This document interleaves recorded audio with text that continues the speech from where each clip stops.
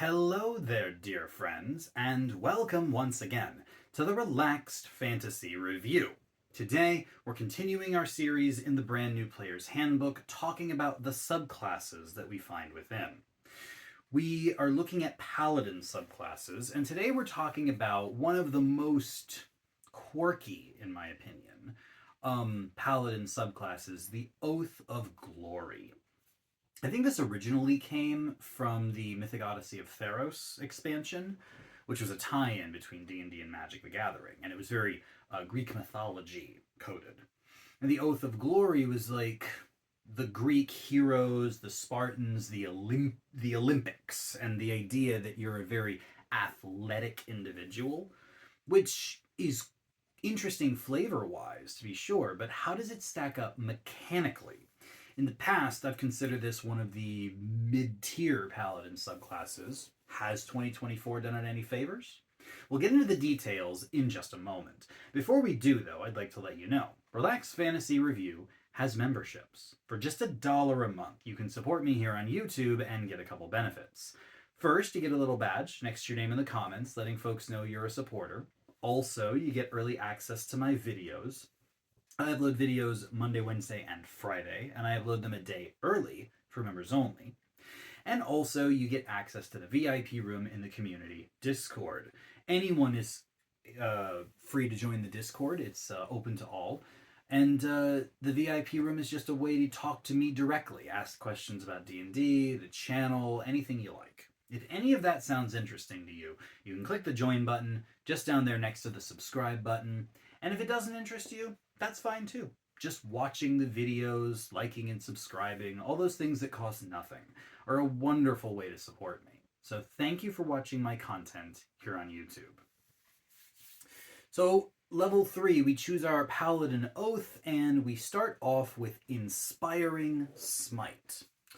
Immediately after you use Divine Smite, you can use a Channel Divinity and distribute temporary hit points to creatures within 30 feet.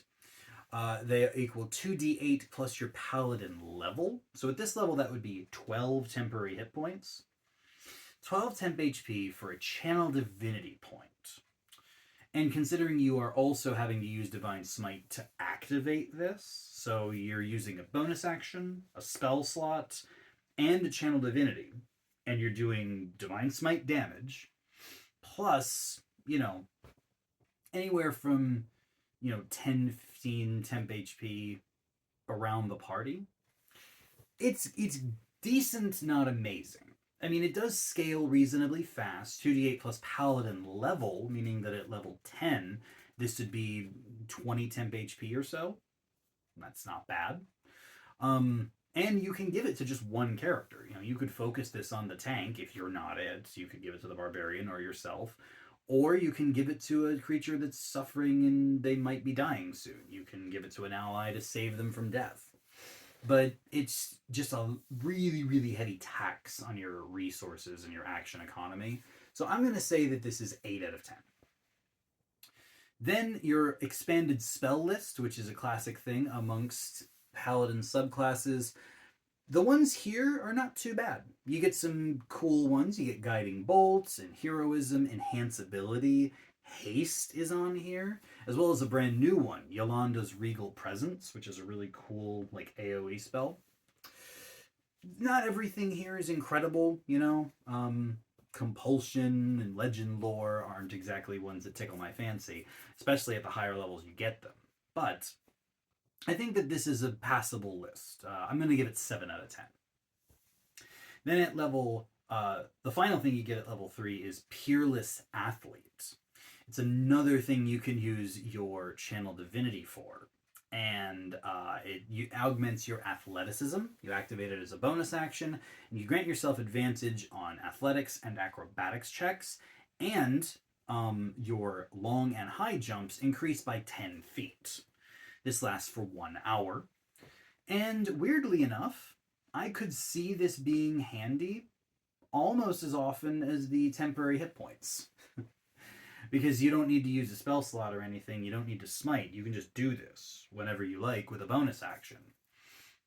And advantage, if you're going to play like a grappler, wrestler style paladin, like it's a cool idea. A paladin who uses just a one-handed weapon like a sword, and then grapples enemies and drags them around, and attacks them at advantage if they have the grappler feats. The tavern brawler feat would be great.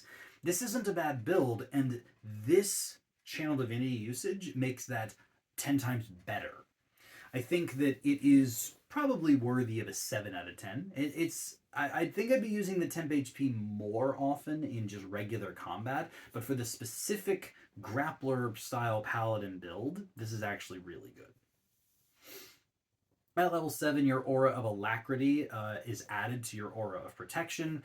This means that you have a speed increase of 10 feet, and if an ally starts their turn in your aura or passes through your aura during their turn, they also get the 10-foot speed boost. So that's cool. Speed boost is an incredibly strong thing.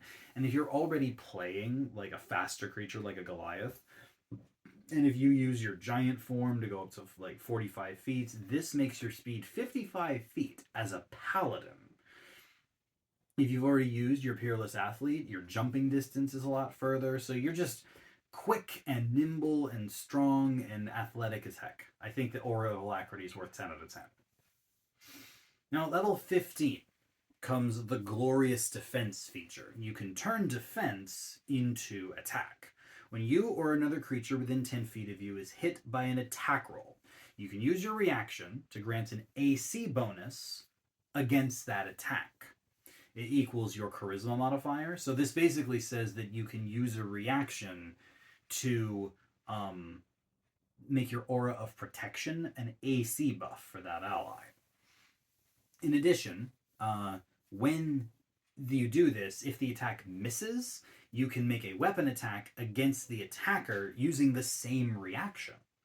So one reaction, and you could potentially save an ally with a good AC buff, probably plus 4 or 5, and then follow it up with a reaction strike.